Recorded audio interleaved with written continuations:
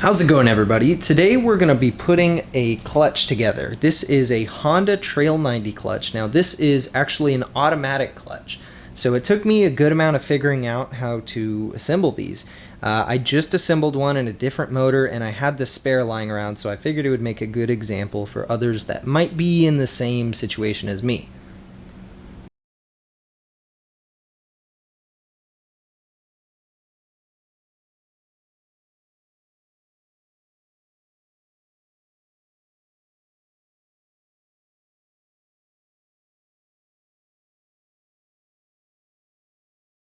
So for disassembly, it's pretty straightforward. So the first thing I want to point out here is don't remove these 4 screws unless absolutely necessary. Take your clutch apart and see if you can fix it without taking apart this section. When you take these screws off, these little springs fall out and it's extremely hard to get them back in. Today I will take these off just so I can show you the process of getting it back together, but I would highly recommend you do not take those screws out unless absolutely necessary. With that said, let's get started. So on your Trail 90 clutch, you'll notice there is a clip running all the way around. The first thing you want to do is take a screwdriver, get up around the clip, and pull it out. There it goes. And it's going further. Boom, clip is out.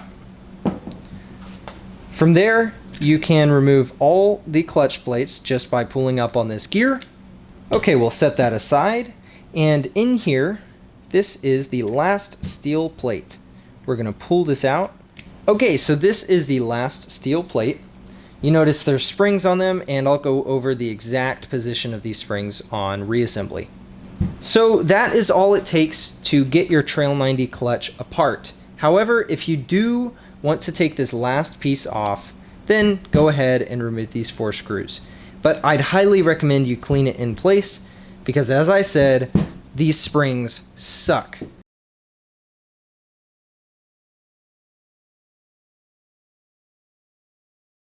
The only tools you're going to need to put this together are a flathead screwdriver, along with a pick, and then this here is the most important tool. This is a JIS bit. I got a kit of these JIS bits on Amazon, and I'll put the link in the description. Without these JIS bits, it's extremely easy to strip out all these Phillips head screws. If you're like me, you've probably stripped a lot of screws on these old bikes. If you're having that problem and you don't have a JIS bit, I absolutely suggest you get one of these sets now. It will change how you work on these old bikes. Now, another tool that I'm going to mention is this clutch nut removal tool. So if you're just looking now at rebuilding the clutch on your CT90, you need to know that to remove it, Honda uses this little buddy, and the only way to remove that is with this special socket. It fits in there and it removes it. So if you haven't taken your clutch off, know that you will have to buy one of these special sockets to remove it. Again, I'll include the link in the description as long as it's still available. What we're first going to do is take this piece here and insert it into the clutch basket. Alrighty. Now what you want to do is reinstall these 4 Phillips head screws in order to pull this together. Again, I'm using my JIS bit here with an impact driver just to speed things up.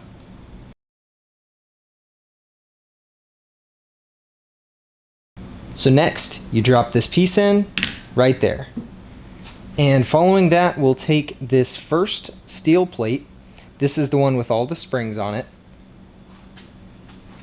You want to make sure that the springs are in the exact place as this one here. We're going to have 4 of these long springs and then short ones on opposing sides there. So once you have that, go ahead and drop it in. There it goes. Okay, now between every steel plate is going to be a friction plate. So we'll put the first friction plate in here and onto the next steel plate.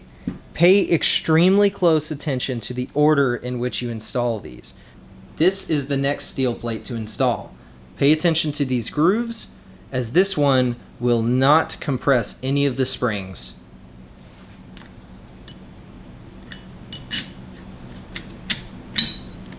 All right, again, we put a friction plate. All right, and this is going to be the next steel plate. Okay, the orientation is extremely important for this clutch disc. Make sure you do not put these 4 holes on the tall springs. So, don't do that. That's bad. What you want to do is line up the holes with the shorter springs, like that.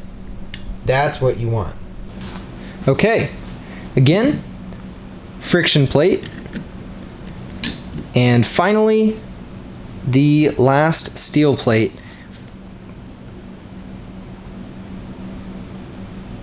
All right, this is the last steel plate, and you'll notice it can be compressed a little bit.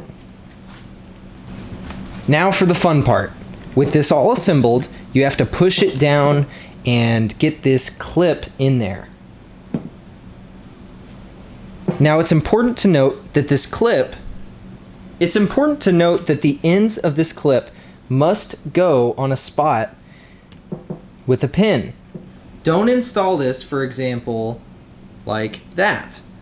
That is not the right place. You want these ends on a pin. So there, that would be perfect. And the reasoning for that is because the pin will actually prevent this clip from moving. So what we're going to do is just a tedious process of push this down and sandwich it in.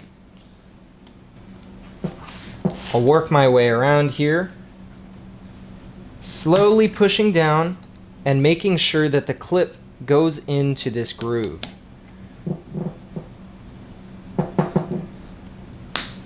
And just like that, the clip is installed.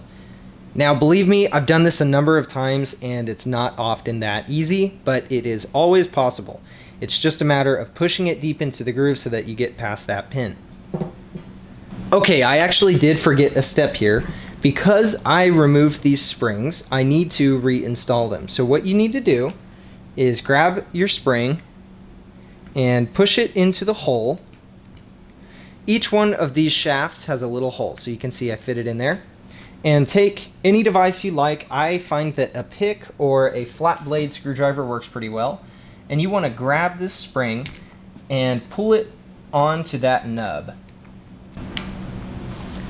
Okay. Got one.